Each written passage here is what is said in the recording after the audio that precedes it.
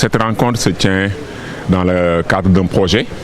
que le ministère de l'Enseignement supérieur, de la Recherche et de l'Innovation a lancé en coopération avec la COICA et avec le financement de la République de Corée. Le projet visait à mettre en place un centre d'incubation, à construire un makerspace qui a été construit à Diamniadio, à la Cité du Savoir, mais aussi à accompagner les startups qui sont ici au Sénégal. Et donc, durant les années de mise en œuvre, le projet a permis d'accompagner beaucoup de startups dans divers domaines, donc dans la santé, dans l'agriculture, mais également dans les technologies numériques. Donc c'est justement avec des technologies numériques que ce sommet-là est organisé, parce que ce sommet a pour thème l'intelligence artificielle. Et donc ça vise à montrer dans un premier temps le bilan du projet, donc l'impact que le projet a eu sur l'écosystème sénégalais de start-up, mais également de permettre aux start-up qui évoluent dans le domaine de l'IA de pouvoir présenter leur projet. L'intelligence artificielle occupe tous les secteurs de développement des pays. Et dans ce cadre, le ministère de l'Enseignement supérieur, de la Recherche et de l'Innovation a un rôle important à jouer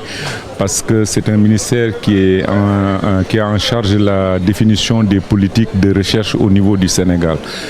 L'IA étant quelque chose qui aujourd'hui occupe toutes les discussions et tous les secteurs de développement.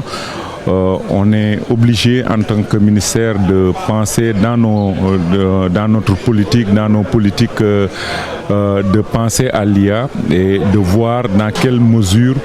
on peut accompagner la mise en place de l'utilisation de l'IA au niveau du Sénégal. Vu qu'on a une jeunesse très dynamique qui est au fait des développements de l'IA,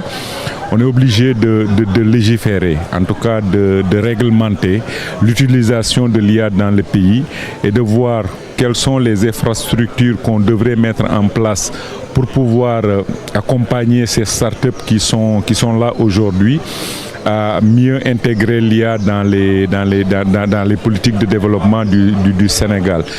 Par ailleurs, on est aussi tenté à voir comme on s'occupe de formation, de former une masse critique d'utilisateurs de cette IA-là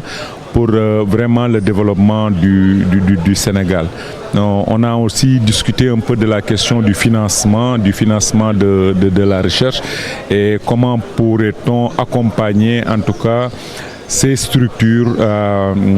qui existent au Sénégal, les startups, à vraiment contribuer au développement du pays.